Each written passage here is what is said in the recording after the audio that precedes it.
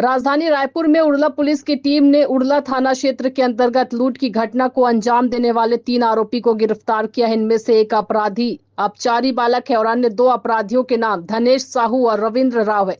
इन आरोपियों ने 4 महीने पहले दैनिक पत्रिका रोड पर राजू सिंह एवं कमलेश सिंह के साथ चाकूबाजी करते हुए लूट की घटना को अंजाम दिया था, जिसके बाद से ही उड़ला पुलिस थाना प्रभारी BL चंद्राकर के मार्गदर्शन में आरोपियों को पकड़ने पतासाजी की जा रही थी। अब 4 महीने बाद पुलिस ने आरोपियों को गिरफ्तार कर लिया है। इनमें से एक अपराधी जिसका नाम रविंद्र राव है, वो खमतराई थाना के अन्य मामले में घटना के बाद से केंद्रीय जेल रायपुर में रह चुका है।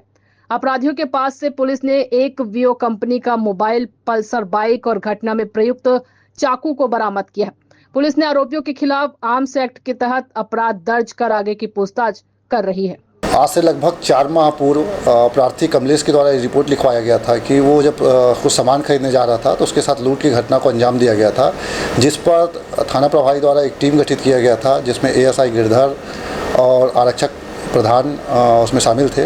इनके द्वारा लगातार प्रयास करने पर लूट के आरोपियों को भी गिरफ्तार किया गया है और लूट की जो मोबाइल था उसको भी बरामद कर लिया गया है।